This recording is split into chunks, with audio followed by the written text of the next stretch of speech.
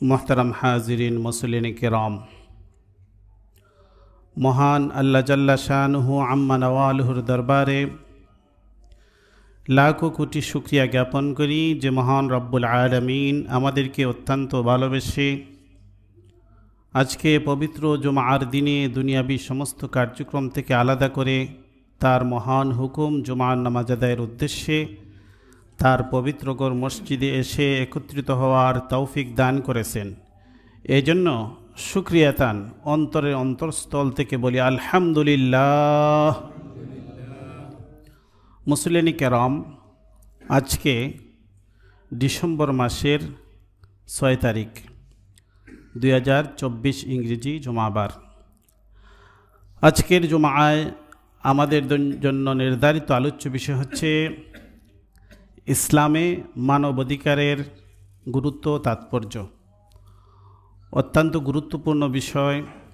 এই বিষয়টিকে সামনে রেখে আমি আপনাদের সামনে पवित्र कुरआनुल करीमेर सूरा निसार 36 नम्बर आयातखाना तेलावत करेছি।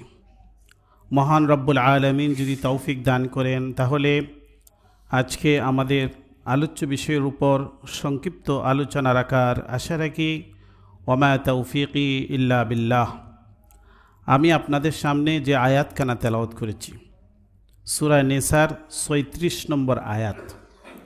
এই আয়াতে আল্লাহ পাক রব্বুল আলামিন আমাদের প্রত্যেকের সংশ্লিষ্ট 8 প্রকারের মানুষের অধিকারের কথা বলেছেন, যেটাকে আমরা মানবাধিকার বলি। এই 8 শ্রেণীর মানুষের সাথে আমরা যদি আমাদের অধিকার, নিজেদের অধিকার এবং তাদের অধিকার সম্পর্কে प्रत्येके यदि आमरा सचेतन होते पारी, सतर्क होते पारी, ताहले इंशाअल्लाह ताआला आमादेर माध्यमे कोनो प्रकारेर मानवाधिकारेर लंघनेर मतो घटना घटबे ना। मानवाधिकार बोलते आमरा बुझी मानुषेर अधिकार। मानवाधिकार माने होच्छे मानुषेर अधिकार। आरबीते हकुकुल इबाद बला हय। आमरा जखन मानवाधिकारेर कथा बोली, आल्लाह बोलेन हकुकुल इबादेर कथा। दुटी कथार माझे अनेक पार्थक्य। विश्वबासी चिंता करें मानवाधिकारेर, और आल्लाह आमादेरके आदेश देन हकुकुल इबाद रक्षा करार। मानव अधिकार, मानुषेर अधिकार आल्लाहर सृष्टि जगतेर अन्यतम एकटी श्रेष्ठ सृष्टि होच्छे मानुष। मानुषेर अधिकार रक्षा करा एटा होच्छे मानव अधिकार। और आल्लाह आमादेरके बोलेन हकुकुल इबाद रक्षा करार जन्य। सृष्टि जगतेर सब मानुष होक, प्राणी होक, गाछ होक, जीव वैचित्र्य होक, पृथिवीर सृष्टि जगतेर मध्य जा किछु रयेछे सब ए हकुकुल इबादेर अंतर्भुक्त। आल्लाह आमादेरके आदेश देन हकुकुल इबाद रक्षा करार। आल्लाह आमादेरके दुई धरनेर आदेश देन। एकटा होच्छे हकुकुल्लाह, आल्लाहर हक समूह रक्षा करा संक्रांत विधिविधान। और आरेकटा होच्छे हकुकुल इबाद, बान्दा आल्लाहर सृष्टि जीवेर जा आछे सबई होच्छे आल्लाहर बान्दादेर अंतर्भुक्त, आल्लाहर सृष्टि वस्तुर अंतर्भुक्त। हकुकुल इबाद गोटा सृष्टि जगतेर अधिकार हक रक्षा करार आदेश आल्लाह आमादेरके दिएছেন। एजন্য আমরা যেভাবে ইসলামের অনুসারীরা, মুমিনরা, বিশ্বাসীরা যেমনভাবে মানবাধিকারের আমরা চিন্তা করি, মানবাধিকারের অপরাধকে আমরা যেভাবে এটাকে অপরাধ হিসেবে আমরা মানি এবং বিশ্বাস করি, পৃথিবীর যারা মুমিন নয় তারা ভিন্নভাবে চিন্তা করে। কারণ হচ্ছে মানবাধিকারের জবাবদিহিতা, যখন মানবাধিকার লঙ্ঘন হয় এর জবাবদিহিতা সাধারণ যারা বিশ্বাসী নয় তারা শুধুমাত্র ব্যক্তি এবং রাষ্ট্রের কাছে তাদের জবাবদিহিতার চিন্তা করেন। আর যারা মুমিন বিশ্বাসী তারা ব্যক্তি, সমাজ, রাষ্ট্র, জাতিসংঘ এগুলার বাহিরেও মহান স্রষ্টার কাছে জবাবদিহিতার চিন্তা করেন। এটা হচ্ছে চিন্তাগত পার্থক্য। এই চিন্তাগত পার্থক্যটা সাধারণ কোনো পার্থক্য নয়, এটা হচ্ছে আকাশ পাতাল পার্থক্য। যারা আল্লাহর প্রতি বিশ্বাস করেন, আখিরাতের প্রতি বিশ্বাস করেন, তারা তাদের প্রতিটা কাজের জন্য আল্লাহর কাছে জবাবদিহিতার চিন্তা করেন। আর যারা বিশ্বাসী নন তারা শুধুমাত্র ব্যক্তি, সমাজ, রাষ্ট্রের জবাবদিহিতার চিন্তা করেন। দুইটার পার্থক্য হচ্ছে যারা শুধুমাত্র একজন ব্যক্তি অপরাধ করলে আরেকজন ব্যক্তি কি বলবে, সমাজ কি বলবে, রাষ্ট্রের জবাবদিহিতা, মামলা মোকদ্দমা হবে, জাতিসংঘের কাছে জবাবদিহিতা করতে হবে, এটার চিন্তা করেন। তারা অপরাধ পার পাওয়ার কৌশল অবলম্বন করেন এবং তারা ভাবেন কোনো না কোনোভাবে যদি আমার সমাজকে ধোঁকা দিতে পারি, সমাজের জবাবদিহিতা থেকে যাতে আমি নিজেকে বাঁচিয়ে রাখতে পারি, রাষ্ট্রের জবাবদিহিতা থেকে যদি আমি নিজেকে নিষ্কৃতি লাভ করতে পারি, রাষ্ট্রকে যদি আমি গোপন করে আমার অপরাধটা করতে পারি, অথবা বিশ্বের যে সর্বোচ্চ প্রশাসন জাতিসংঘকে যদি আমি এড়িয়ে চলতে পারি, তাহলে এটা কোনো আমার অপরাধী নয়। কিন্তু যিনি বিশ্বাসী হবেন, মুমিন হবেন, আল্লাহর প্রতি বিশ্বাসী, আখিরাতের প্রতি বিশ্বাসী, সে ভাববে যে যদিও আমি কোনো একটি অপরাধ আমার দ্বারা সংগঠিত হয়, এটার জবাবদিহিতা যদিও আমি আমার সমাজকে লুকিয়ে রাখতে পারি, আমার রাষ্ট্রের বাহিনীর কাছ থেকে লুকিয়ে রাখতে পারি, জাতিসংঘের কাছ থেকে লুকিয়ে রাখতে পারি, তারপরেও আমি পার পেয়ে যাব না। আমার বিন্দু থেকে বিন্দু পরিমাণ অপরাধও আল্লাহর কাছে রেকর্ড আছে, আল্লাহর কাছে রেকর্ড রয়েছে। কিরামান কাতিবিন ইয়ালামুনা মা তাফআলুন। কিরামান কাতিবিন আমার প্রতিটা কর্মকে লিপিবদ্ধ করছেন, রেকর্ড করছেন। সেই রেকর্ড আল্লাহর কাছে পেশ করা হবে এবং এটার জন্য প্রতিটা কর্মের জন্য জবাবদিহিতা করতে হবে।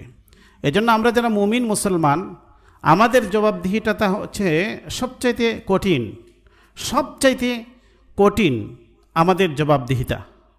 এই জন্য একজন মুমিন যত সহজে এ ধরনের জঘন্য অপরাধ থেকে বেঁচে থাকতে পারবে, একজন মুমিন নয়, অবিশ্বাসী, সে সেভাবে বেঁচে থাকতে পারবে না।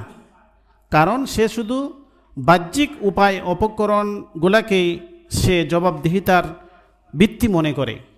এজন্য আমরা যারা মুমিন মুসলমান, আমরা যেরকমভাবে হকুকুল ইবাদ, সৃষ্টির হক, বান্দার হক, মানুষের হক সম্পর্কে আমরা যেরকম সচেতন, ঠিক তেমনিভাবে আমরা আল্লাহর হক, হকুকুল্লাহর ব্যাপারেও আমরা সচেতন। তাহলে আল্লাহ পাক রব্বুল আলামিন আমাদেরকে যে নির্দেশনাগুলো দিয়েছেন, আমাদেরকে যে আদেশ নিষেধ বিধিবিধানগুলো দিয়েছেন, সেটা আল্লাহর কোনো লাভের জন্য, আল্লাহর কোনো ফায়দার জন্য আমাদেরকে বিধিবিধান দেননি। এটা সবই মানুষের কল্যাণের জন্যই আল্লাহ আমাদেরকে বিধিবিধান দিয়েছেন। এই বিধিবিধানগুলা যেমন আমরা আলোচনা করলাম যে এটা দুই প্রকার, হুকুকুল্লাহ আর হুকুকুল ইবাদ। হুকুকুল্লাহ এমন সব ইবাদত যার জবাবদিহিতা কেবলমাত্র আল্লাহর কাছে। এটা যদি কেহ লঙ্ঘন করে তাহলে শুধুমাত্র একজন ব্যক্তি তার জবাবদিহিতা স্রষ্টার কাছে দিবে, সমাজের কোনো মানুষের কোনো ক্ষতি হয় না। যেমন আমরা নামাজ পড়তে আসছি, ফাজবেলা নামাজ আদায় করি, জুমার নামাজ আদায় করি, জুমার নামাজের জন্য আমরা আসলাম। কোনো ব্যক্তি যদি জুমার নামাজে না আসে, ফাজবেলা আজানে শোনার সাথে সাথে যদি মসজিদে না আসে, সে তার দোকানে বসে থাকে, ব্যবসা প্রতিষ্ঠানে বসে থাকে, খেলাধুলায় থাকে, এর দ্বারাতে সরাসরি সমাজের কোনো ক্ষতি হয় না, সমাজের কোনো মানুষের অধিকার লঙ্ঘন হয় না, বরঞ্চ সে তার ব্যক্তি অপরাধ করে আল্লাহর কাছে। আর আল্লাহর কাছে যে অপরাধটা হয়, যে আল্লাহর হক লঙ্ঘন করেন, সেটা আল্লাহ ইচ্ছা করলে ক্ষমা করে দিতে পারেন। এটা কেবলই আল্লাহর ইচ্ছা, আল্লাহ ইচ্ছা করলে তাকে ক্ষমা করে দিতে পারেন। আর কিছু বিধিবিধান রয়েছে যেগুলা হুকুকুল ইবাদ, সৃষ্টি জগতের হকের সাথে সম্পর্কিত। এই ধরনের অপরাধ যখন মানুষ করে তখন এটার জবাবদিহিতা দুইটা হয়। একদিকে সে আল্লাহর হক নষ্ট করে, আল্লাহর বিধান নষ্ট করার কারণে আল্লাহর কাছে সে জবাবদিহিতার মুখোমুখি হবে, পাশাপাশি যে ব্যক্তির হক নষ্ট করলো তার কাছে সে জবাবদিহিতার মুখোমুখি হবে, তার কাছে সে দায়বদ্ধ হবে। আল্লাহ তার হকটা ইচ্ছা করলে দুনিয়াতেও তাকে ক্ষমা করে দিতে পারেন, আখিরাতেও তাকে ক্ষমা করে দিতে পারেন, এটা একান্তই আল্লাহর ইচ্ছা। কিন্তু এটার সাথে যখন বান্দার হক জড়িত হয়ে যাবে তখন আল্লাহ তো ইনসাফগার, আল্লাহ হচ্ছে ন্যায় বিচারক। আল্লাহ বান্দার হকটা আল্লাহ ক্ষমা করে দিবেন না, বরঞ্চ আল্লাহ এর জবাবদিহিতা নেবেন, এর বদলা নেবেন। আল্লাহ হচ্ছেন আল্লাহু আজিজুন যুনতিকাম, আল্লাহ হচ্ছেন পরাক্রমশালী, আর আল্লাহ হচ্ছেন কঠিন প্রতিশোধ গ্রহণকারী। আল্লাহ কঠিনভাবে এর প্রতিশোধ গ্রহণ করবেন। একজন মানুষ যদি আরেকজন মানুষের হক নষ্ট করে, এটা সম্পদ হোক অথবা ইজ্জত সম্মানই হোক, কোনো না কোনোভাবে যদি অন্যের হক হানি করে, কারো সম্পদ সে আত্মসাৎ করে, কাউকে সে শারীরিকভাবে মানসিকভাবে আঘাত দেয়, তার সম্মান হানি করে, তাকে গালমন্দ করে, আঘাত করে, তাহলে এটার জন্য আল্লাহ পাক রব্বুল আলামিন কিয়ামতের দিন এর বদলা ওই অভিযুক্ত ব্যক্তির কাছ থেকে পুঙ্খানুপুঙ্খভাবে উদ্ধার করবেন। এমনকি হাদিসের মাঝে রয়েছে, রাসূলুল্লাহ সাল্লাল্লাহু আলাইহি ওয়াসাল্লাম বলেছেন যে পৃথিবীতে যে সমস্ত প্রাণী, কিছু প্রাণীর আছে শিং আছে, আর কিছু প্রাণীর শিং নাই। একটি শিংওয়ালা প্রাণী যদি শিংহীন আরেকটা প্রাণীকে দুনিয়াতে আঘাত করে, তাহলে আল্লাহ কিয়ামতের দিন এই আঘাতের বদলাও ওই প্রাণীর কাছ থেকে, শিংওয়ালা প্রাণীর কাছ থেকে আল্লাহ উদ্ধার করে দিবেন। তাহলে যদি একটি প্রাণীও, একটি শিংওয়ালা ছাগল আরেকটি শিংহীন ছাগলকে গুঁতা দিল, এতটুকু মামুলি একটি বিষয়, সেটারও আল্লাহ কিয়ামতের দিন এর বদলা দিবেন। যদিও প্রাণী জগতের জন্য জান্নাত জাহান্নাম নাই, কিন্তু একটা বিচার তাদের হবে। সেদিন আল্লাহ তাকে শিংহীন প্রাণীটাকেও আল্লাহ শিং দান করবেন, বলবেন কিয়ামত তোমাকে দুনিয়াতে সে তার শিং ছিল আর তোমার শিং ছিল না, এই জন্য তাকে তোমাকে সুবিধা পেয়ে তোমাকে একটি গুঁতা দিয়েছিল, আঘাত করেছিল, আজকে তোমাকে আমি সুযোগ দিলাম, তুমিও তাকে এরকম একটি গুঁতা দিয়ে দাও। তারপরে আল্লাহ তাদের মাঝে সমান সমান বিচার করে তাদেরকে আদেশ দিবেন যে তোমরা সবাই মাটি হয়ে যাও, তারা মাটি হয়ে যাবে। কিন্তু যারা আল্লাহ যাদেরকে শ্রেষ্ঠ মর্যাদা দিয়েছিলেন মানুষ, তাদের বিচার তো হবেই, এদেরকে এইভাবে প্রতিশোধ নিয়ে মাটি হয়ে যাওয়ার সুযোগ আল্লাহ দিবেন না। তাদেরকে কঠিন শাস্তির মুখোমুখি হতে হবে।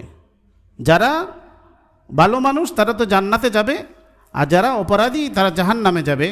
এই প্রাণীদের এই অবস্থা থেকে তারা ভাববে, হায় রে, আল্লাহ যদি আমাদেরকেও এইভাবে সুযোগ দিতেন, আমরাও যদি মাটি হয়ে যেতাম। আল্লাহর কাছে তারা আরজি করবে, ইয়া লাইতানি কুনতু তুরাবা, ইয়া আল্লাহ আমরা যদি আজকে মাটি হয়ে যেতাম তাহলে কতই না ভালো হইতো। এই জন্য রাসূলুল্লাহ সাল্লাল্লাহু আলাইহি ওয়াসাল্লাম মানবাধিকারের বিষয়ে আমাদেরকে অত্যন্ত সতর্কতা অবলম্বন করার কথা বলেছেন। রাসূলুল্লাহ সাল্লাল্লাহু আলাইহি ওয়াসাল্লাম বলেছেন, মান কানাত লাহু মাজলামাতুন লিআখিহি মিন ইরদিহি আও শাইইন। রাসূলুল্লাহ সাল্লাল্লাহু আলাইহি ওয়াসাল্লাম বলেছেন, এই হাদিসটা বুখারী শরীফের মধ্যে রয়েছে। বুখারী শরীফ দ্বিতীয় খণ্ডে এই হাদিস রাসূল সাল্লাল্লাহু আলাইহি ওয়াসাল্লাম বলেছেন, যদি কোনো ব্যক্তি মান কানাত লাহু মাজলামাতুন লিআখিহি মিন ইরদিহি আও শাইইন, কোনো ব্যক্তি যদি তার অপর ভাইয়ের হক নষ্ট করে, তার প্রতি জুলুম করে, এটা সম্পদ হোক অথবা সম্মানহানি হোক, সম্পদের দিক দিয়ে যদি সে তার সম্পদের দিক দিয়ে যদি আত্মসাৎ করে, অথবা তাকে যদি গালমন্দের মাধ্যমে, তার গীবত শেকায়াতের মাধ্যমে তার ইজ্জত হানি করে, অথবা কোনো না কোনোভাবে তাকে আঘাতপ্রাপ্ত করে, তাহলে রাসূল বলছেন, ফালইয়াতাহাল্লালহু মিনহুল ইয়াউম, আজকের দিনেই সে যেন এটার ক্ষমা চেয়ে নেয়, এটা যেন সে সুরাহা করে নেয়, তার কাছ থেকে যেন সে এটার বদলা দিয়ে, যদি টাকা পয়সা পাওনা থাকে, সম্পদ আত্মসাৎ করে থাকে, এটা যেন ফেরত দেয়, অথবা তার যদি মানহানি করে থাকে, সম্মানহানি করে থাকে, তাহলে তার কাছ থেকে যেন ক্ষমা চেয়ে নেয়। ক্বাবলা আল্লা ইয়াকুনা দিনারুন ওয়ালা দিরহামুন, সেই দিন আসার আগে, যেদিন কোনো ধরনের দিনারও থাকবে না, দিরহামও থাকবে না, টাকা পয়সা কোনো কিছুই যেদিন থাকবে না। কারণ দুনিয়াতে দিনার দিরহাম টাকা পয়সা দিয়ে এর বদলা নেওয়া যায়, কিন্তু এমন একটি দিন আসতেছে যেই দিন টাকা পয়সার মাধ্যমে, দিনার দিরহামের মাধ্যমে এর কোনো বিনিময় হবে না। ইন কানা লাহু আমালুন সালিহুন উখিযা মিনহু বিকদরি মাজলামাতিহি, যদি ওই ব্যক্তির, অভিযুক্ত ব্যক্তির কোনো আমলে সালেহা থাকে, তাহলে ওই আক্রান্ত ব্যক্তিকে আল্লাহ আমলে সালেহাটা দিয়ে দিবেন প্রতিদান হিসেবে। ওয়া ইল্লাম তাকুন হাসানাতুন উখিযা মিন সাইয়্যাতি সাহিবিহি, আর যদি এইরকম অভিযুক্ত ব্যক্তির কোনো আমলে সালেহা না থাকে, অথবা আমলে সালেহা ছিল যেটা প্রতিদান দিতে দিতে, পাওনাদারদেরকে দিতে দিতে শেষ হয়ে গেছে, তাহলে ওই আক্রান্ত ব্যক্তির যদি কোনো মন্দ আমল থেকে থাকে, সাইয়্যাত থেকে থাকে, তে উখিযা মিন সাইয়্যাতি সাহিবিহি, তাহলে এই ব্যক্তির যে পাওনাদারের যে মন্দ কর্ম আছে, সেটা ওই ব্যক্তিকে, অভিযুক্ত ব্যক্তির গাড়ে চাপিয়ে দেওয়া হবে। ফাহুমিলা আলাইহি, এরপরে তাকে তার এই অপরাধগুলো নিয়ে, অন্যের অপরাধগুলি নিয়ে তাকে জাহান্নামে নিক্ষিপ্ত করা হবে। তাহলে এটা দ্বারাতে বোঝা যায় যে দুনিয়াতে মানবাধিকার সংক্রান্ত যে অপরাধগুলি, এটা হচ্ছে অত্যন্ত জটিল। এজন্য বুখারী এবং মুসলিমে বর্ণিত অপর আরেকটি হাদিসের মাঝে রাসূলুল্লাহ সাল্লাল্লাহু আলাইহি ওয়াসাল্লাম বলেছেন, আতাদরুনা মাল মুফলিস, সাহাবাদেরকে জিজ্ঞেস করলেন, তোমরা জানো কি মুফলিসকে? সাহাবায়ে কেরাম বললেন, আল মুফলিসু ফিনা মান লা দিরহাম লাহু ওয়ালা মাতাআ, আমাদের মধ্যে মুফলিস তো সেই ব্যক্তি যার কোনো দিরহাম নাই, টাকা নাই, ওলা মাতাআ, কোনো ধরনের কোনো স্থাবর সম্পত্তিও নাই, সে হচ্ছে মুফলিস। মুফলিস মানে দেউলিয়া, নিঃস্ব, অসহায়, গরিব। মুফলিস কাদেরকে বলা হয়? সাধারণত গরিব মানুষদেরকে মুফলিস বলে না। মুফলিস বলা হয় যে এক সময় অনেক সম্পদের মালিক ছিল, কোনো না কোনো কারণে ঘটনাক্রমে ব্যবসাত মার খাইছে অথবা কোনো না কোনোভাবে সে নিঃস্ব হয়ে গেছে, এদেরকে দেউলিয়া বলা হয়, ওদেরকে মুফলিস বলা হয়। এক সময় ছিল, এখন কিছুই নাই। আমাদের আশেপাশে এরকম অনেক ধনী মানুষ আছে, এরকম বড় বড় ব্যবসায়ীও আছে যে এক সময় সে লাখ লাখ টাকার ব্যবসা করত, এক সময় কোটি কোটি টাকার মালিক ছিল, কোনো একটি দুর্ঘটনায় কোনো একটি কারণে ব্যবসাত লস খাইতে খাইতে এক সময় সে ফকির হয়ে গেছে। রাষ্ট্র তাকে দেউলিয়া ঘোষণা করে, রাষ্ট্র দেউলিয়া ঘোষণা করে, ব্যাংকগুলি তার সম্পদ বাজেয়াপ্ত করে নিয়ে যায়, ঋণ আদায় করতে পারে না, এজন্য তার সম্পদগুলি ব্যাংকে নিলাম দিয়ে নিয়ে যায়, এরপরে তার কিছুই থাকে না। এই ধরনের লোকগুলিকে মুফলিস বলা হয়। রাসূলুল্লাহ সাল্লাল্লাহু আলাইহি ওয়াসাল্লাম সাহাবাদেরকে জিজ্ঞেস করলেন যে আমার সাহাবীরা তোমরা জানো কি মুফলিসকে? সাহাবারা তো স্বাভাবিক জবাব দিলেন যে আমাদের দুনিয়াতে আমাদের স্বাভাবিক নিয়ম হচ্ছে যে মুফলিস হচ্ছে ওই লোকগুলি যাদের একসময় সম্পদ ছিল, এখন আর কিছুই নাই, স্থাবর অস্থাবর সম্পত্তি বলে কিছুই নাই, এরা হচ্ছে মুফলিস। রাসূলুল্লাহ সাল্লাল্লাহু আলাইহি ওয়াসাল্লাম বললেন না, এরা দুনিয়ার দৃষ্টিতে মুফলিস, কিন্তু আখেরাতে ওই সমস্ত আমার উম্মতের মধ্য থেকে আল মুফলিসু মিন উম্মতি, আমার উম্মতের মধ্য থেকে মুফলিস হবে তারা মাইয়াতি ইয়াউমাল কিয়ামাতি বিসলাতিন ওয়া সিয়ামিন ওয়া যাকাতিন, যারা কিয়ামতের দিন আল্লাহর কাছে উঠবে, তার কি ছিল? সালাত কায়েম করছে, নামাজের সওয়াব আছে, সিয়াম পালন করছে, রোজাদার ছিল, রোজার সওয়াবও আছে, যাকাত আদায় করছে, হজ আদায় করছে, এরকম ইবাদত বন্দিগি নিয়ে আল্লাহর কাছে আসছে, সে বিশাল আমলে সালেহার অধিকারী। ওয়ায়াতি কদ শাতামা হাযা ওয়া কাযাফা হাযা ওয়া যারাবা হাযা ওয়া সাফাকা দামা হাযা, এই ব্যক্তি সাথে সাথে সে এই ইবাদত বন্দিগুলোগুলো আল্লাহর কাছে নিয়ে আসছে, পাশাপাশি ওয়ায়াতি কদ শাতামা হাযা, এমন অবস্থায় আসলে যে দুনিয়াতে সে কাউকে গালি দিয়েছিল, শাতামা হাযা, কারো বদনাম করছিল, কারো মানহানি করছিল, কারো ইজ্জত হানি করছিল, আর কি করছিল? ওয়া আকালা মালা হাযা, কারো কোনো সম্পদ আত্মসাৎ করেছিল, ওয়া যারাবা হাযা, কাউকে সে প্রহার করেছিল, ওয়া সাফাকা দারবা হাযা ওয়া সাফাকা দামা হাযা, অথবা কারো রক্তপাত করেছিল, আঘাত করেছিল। তাহলে রাসূল বললেন যে এই লোকটা হচ্ছে যে আল্লাহর কাছে আসবে, তখন ওই জিনিসের বদলা হিসাবে আল্লাহ পাক তার এই সালাতের সওয়াব, তার সিয়ামের সওয়াব, যাকাতের সওয়াব, হজের সওয়াব, দান খায়রাতের সওয়াব, এগুলার থেকে আল্লাহ ওই ক্ষতিগ্রস্ত ব্যক্তিদের মধ্যে বিতরণ করতে থাকবেন। ফাইন ফানিয়াত হাসানাতু, এরপরে যদি তার হাসানাতগুলি এই নামাজ, রোজা, হজ, যাকাতের সওয়াবগুলি শেষ হয়ে যায়, তারপরও পাওনাদাররা বাকি থাকে, তাহলে এই যে এই হাদিসের মাঝে যা আলোচনা করলাম সেটাই রাসূল বলছেন যে ওই ক্ষতিগ্রস্ত ব্যক্তির মন্দ কর্মগুলি আল্লাহ পাক নিয়ে এসে ওই অভিযুক্ত ব্যক্তির গাড়ে চাপিয়ে দিবেন। ফাতুরিহাত আলাইহি সুম্মা তুরিহা ফিন নার, এরপরে তাকে অপরাধী ব্যক্তির অপরাধগুলা দিয়ে আল্লাহ তাকে জাহান্নামে নিক্ষেপ করবেন। এটা বুখারী এবং মুসলিম উভয় কিতাবের মধ্যে রয়েছে। রাসূল বলেন যে এরাই হচ্ছে আমার উম্মতের মুফলিস ব্যক্তি। তাহলে আমরা এই হাদিসগুলা দ্বারা আমরা বুঝলাম যে হুকুকুল ইবাদের পাশাপাশি হুকুকুল্লাহ আর এর পাশাপাশি হুকুকুল ইবাদের ব্যাপারে আমাদেরকে সতর্ক থাকতে হবে। আমাদের বাংলাদেশে মানুষ এটা প্রকৃতিগতভাবেই মানুষের নেচার যুগ যুগ ধরে এরকম হয়েছে যে প্রতিটা মানুষই মানবাধিকারের ব্যাপারে আমরা খুবই সচেতন। আমাদেরকে মানবাধিকারের রক্ষা করার জন্য বাড়ি বাড়ি গিয়ে পুলিশ দিয়ে রক্ষা করতে হয় না।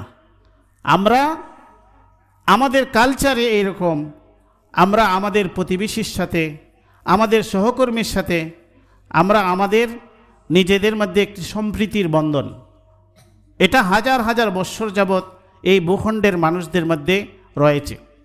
পৃথিবীর অন্যান্য ভূখণ্ড থেকে আমাদের ভূখণ্ডে, আমাদের দেশে এটা যুগ যুগ ধরে চলে আসছে।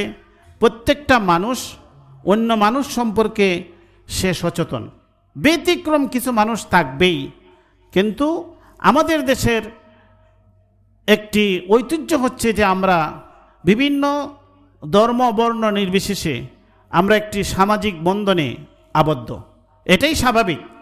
একেবারে শহর থেকে প্রত্যন্ত গ্রাম পর্যন্ত যদি আমরা ঘোরাফেরা করি তাহলে আমরা দেখব, এবং বিশেষত আমরা যারা গ্রাম থেকে এসেছি, শহরের মানুষ মূলত প্রত্যেকের শিকড় গ্রামে। সেই গ্রামের যে ঐতিহ্য, সেখানে হিন্দু, মুসলিম, বৌদ্ধ, খ্রিস্টান সবাই কিন্তু মিলেমিশে বসবাস করেন। এটা আমাদের ঐতিহ্য। প্রত্যেক মানুষ একজন আরেকজনের বিপদে আপদে এগিয়ে আসেন, এটি স্বাভাবিক। কিন্তু আমরা লক্ষ্য করি যে আমাদের দেশেও অনেক অনাকাঙ্ক্ষিত ঘটনা ঘটে যায়। প্রায় সময় আমাদের নজরে আসে যে অমুক অঞ্চলে হিন্দুদের বাড়িঘরে আক্রমণ হয়েছে বা অমুসলিমদের বাড়িঘরে আক্রমণ হয়েছে। এগুলা যদি আমরা একটু অনুসন্ধানী দৃষ্টিভঙ্গি থেকে যদি আমরা বিশ্লেষণ করি তাহলে আমরা দেখব এগুলা স্বাভাবিকভাবে একজন প্রতিবেশী আরেকজন প্রতিবেশীর সাথে কোনো না কোনো কারণে দ্বন্দ্ব হতে পারে। এটা একজন মুসলিম আরেকজন মুসলিমের মধ্যে হতে পারে, এক ভাই আরেক ভাইয়ের সাথে দ্বন্দ্ব হতে পারে, একইভাবে বাবার দুই সন্তান তাদের মাঝেও জমি জমা নিয়ে বিরোধ হয়, কোনো না কোনোভাবে ঝগড়াঝাটি হয়। একটি বাজারের মাঝে যখন মানুষ বসবাস করে, এই বাজারের মাঝে পারস্পরিক বসবাস করতে গিয়ে তাদের মাঝে লেনদেন বা বিভিন্ন ক্ষেত্রে ঝগড়াঝাটি হয়। এটা একটা স্বাভাবিক একটি ঝগড়া, এটা সংগঠিত হয়।